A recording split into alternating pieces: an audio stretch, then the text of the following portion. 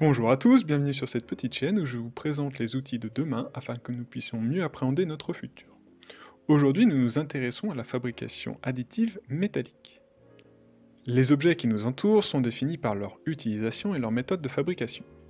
Ainsi, pour fabriquer une pièce métallique, il existe différentes façons.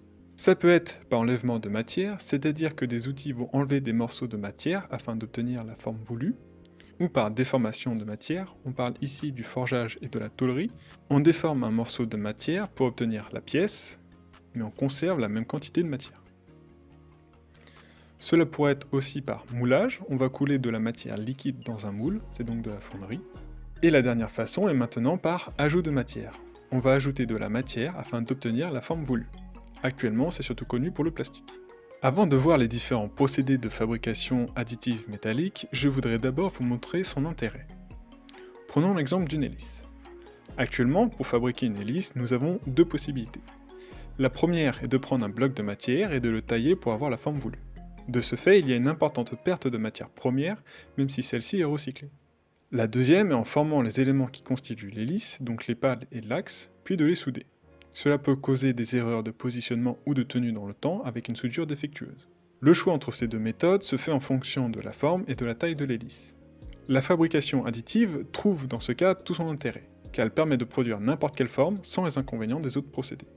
Je voulais vous partager cette innovation car nous pourrons être amenés à utiliser des objets qui auront été fabriqués avec cette méthode. Passons maintenant aux différentes façons de fabriquer une pièce métallique par ajout de matière. La première est par fusion du lit de poudre. Un laser à haute puissance ou un faisceau d'électrons est utilisé pour lier sélectivement des particules de poudre métallique, couche par couche, formant la pièce métallique. La deuxième façon est par jet de liant, ou binder jetting en anglais. Des liants sont projetés sélectivement sur le lit de poudre, liant ces zones ensemble pour former une partie solide, une couche à la fois. Un post-traitement thermique, aussi appelé frittage, c'est-à-dire qu'on va chauffer la pièce à une certaine température, sera nécessaire pour éliminer le liant et créer une pièce entièrement métallique. Les liants peuvent être pigmentés afin d'apporter de la couleur à la pièce finale.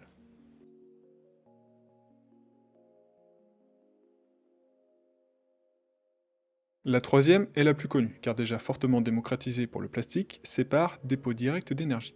La poudre ou le fil métallique est fondu par une source à haute énergie et est déposé sélectivement, couche par couche, sur un substrat et ensuite fini par un usinage.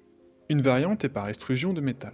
Un filament ou une tige constituée d'un polymère est fortement chargé de poudre métallique et extrudé à travers une buse. Comme pour une fabrication de pièces plastiques, cela permet de former une partie qu'on appelle verte, qui est ensuite chauffée pour créer une pièce entièrement métallique. Enfin, la dernière possibilité est par fabrication additive ultrasonique. Cela consiste à souder de fines feuilles métalliques maintenues ensemble sous pression par le biais d'ultrasons. Des vibrations sonores à haute fréquence, environ 20 000 Hz, provoquent une friction qui crée une forme de soudage où les molécules se lient sans réaction thermique ou chimique importante.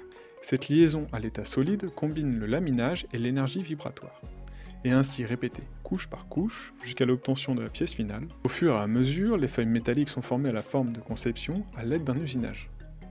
Pour l'instant, il n'y a que Fabrisonic qui commercialise ce genre de machine. Le marché de la fabrication additive transforme les modes de production grâce à une réduction des délais de développement et de fabrication des pièces à haute valeur ajoutée. Ainsi, le secteur du spatial, du médical, de la défense et du design utilise de plus en plus ces procédés. Plus la pièce est complexe, et plus il devient économique. Cependant, ces procédés peuvent aussi être utilisés dans tous les domaines. J'espère que cette vidéo vous a plu, si c'est le cas n'hésitez pas à la partager, à laisser un commentaire, à mettre un pouce en l'air comme vous le rappellent tous les youtubeurs.